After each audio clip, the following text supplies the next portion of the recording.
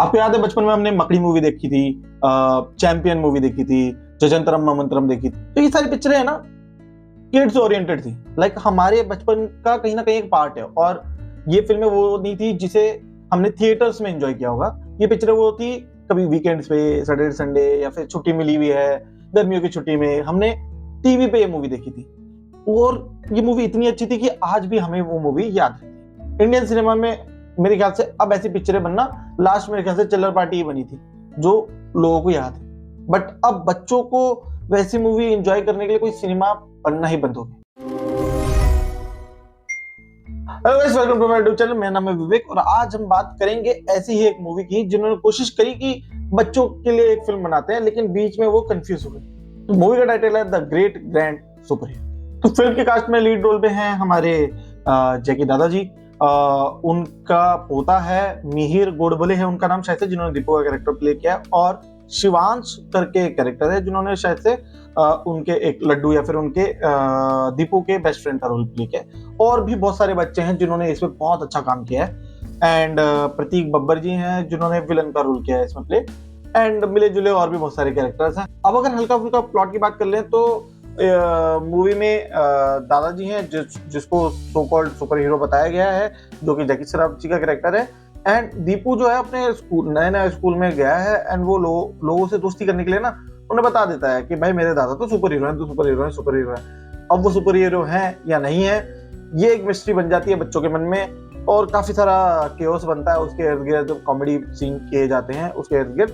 And में कुछ ऐसा होता है कि एलियन भी आ जाते हैं धरती पे, धरती को तबाह करने के लिए किसी एक रीजन की वजह से। वो भी इस मूवी में काफी अच्छे तरीके से पिरोने की कोशिश करी है उस रीजन से। एंड अब हमारे जो जैकी दादा का कैरेक्टर है, दादा का कैरेक्टर है, उन्हें फाइट करना है एज अ सुपर हीरो उन एलियन से। ऐसा हल्का फुल्का प्लॉट है। अब वो एलियंस क्यों आते हैं धरती पे और दादा सुपर हीरो हैं तो इतने बुजुर्ग सुपर हीरो क्यों हैं, एंड बच्चे क्या पता करने की कोशिश कर रहे हैं और क्या पूरे स्टोरी का क्या मत है, क्या मैसेज है, ये सब आपको इस मूवी में देखने को मिलेगा। अब बात कर लेते हैं तीन ऐसी चीज की जिसपे ये मूवी वर्क कर सकती थी।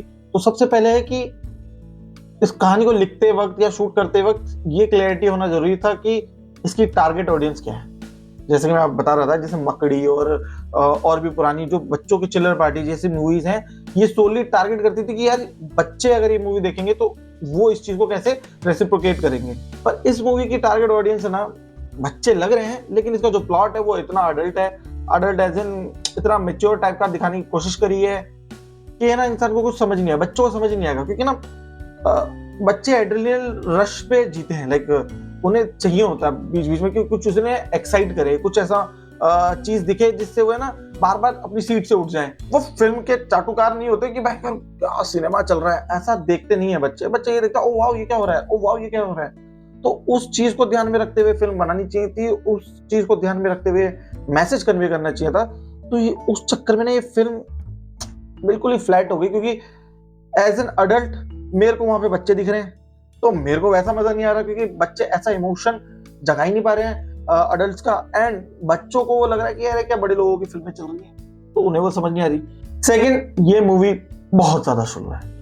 लेकिन ना हर एक फिल्म का एक ग्राफ होता है, हर 10 मिनट में कोई आप सोचो कि एक पीक मोमेंट आएगा। पीक मोमेंट जरूरी नहीं कि कोई ट्विस्ट या टर्न आ जाए, बट एक्टिंग करते हुए भी एक फ्लेयर आता है जो चीजों को ना एनहांस कर देता है। इसमें जितने भी एक्टर्स हैं सारे एक सटल कैरेक्टर को पकड़ के चलते हैं, सटल नोशन को पकड़ के चलते हैं और उसके नीचे ही रह रहे हैं। कोई उसके ऊपर जाने की कोशिश ही नहीं कर रहा।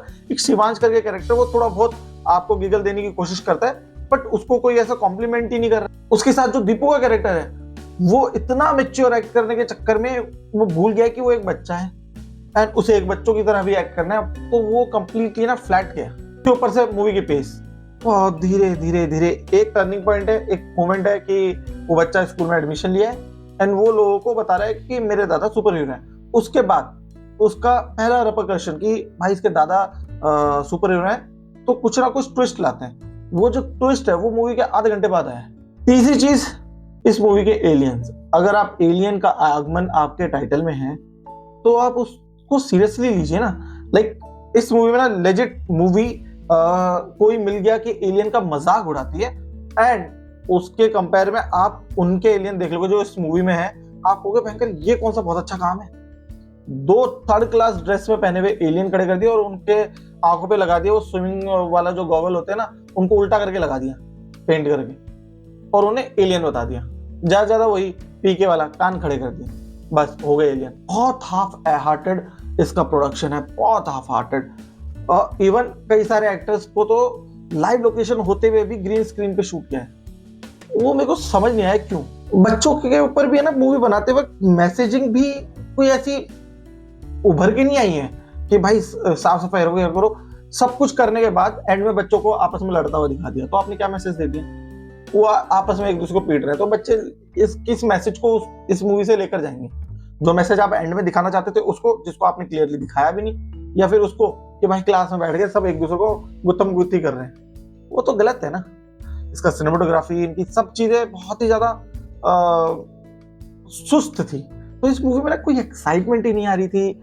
और कोई ऐसी है ना, अब क्या मैच्योर सिनेमा होता तो मैच्योरिटी हम ढूंढ लेते, बट ये मूवी डेलिबरेटली अपने आप को एक चाइल्डिश मूवी बताना चाह रही थी, क्योंकि अगर मैच्योर होती तो फिर वो वैसे एलियंस ही नहीं दिखाते जैसे उन्होंने दिखाए, वैसे वो स्पेसशिप भी नहीं दिखाते जैसे उन्होंने दिखाई, ठीक है, वैसा वो सुपर हीरो बिल्ड ही नहीं करते जैसे उन्होंने दिखाया, अगर ये अपने आप को मैच्योर कहती तो, ठीक है। बट इस मूवी ने अपने आप को मैच्योर एस्टेब्लिश किया नहीं, चाइल्डिश ही एस्टेब्लिश किया। तो उस चाइल्डिश में वो जो नॉनसेंसिकल बिहेवियर है बच्चों का, या फिर जो भी उनके क्या बोलते हैं स्पॉन्टेनियस रिएक्शन है, वो तो आने चाहिए थे।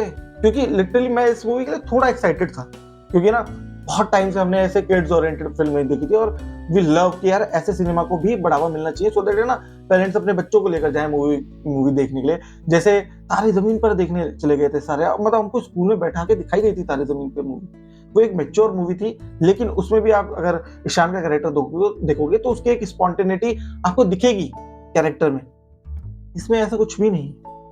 आपको अब चिल्लर पार्टी है, ये बहुत सारी पिक्चरें हैं जो यार बच्चों के लिए है स्पेसिफिकली, और बच्चे जाके देखते हैं, बच्चे एंजॉय करते हैं टीवी पे। बच्चों से सैटरडे संडे वो जानबूझ के अपना होमवर्क जल्दी कर देते हैं ताकि 2 बजे ये मूवी आएगी, मकड़ी मूवी आ गई और हमें देखनी है मम्मी, देखने दो। ऐसा होता था।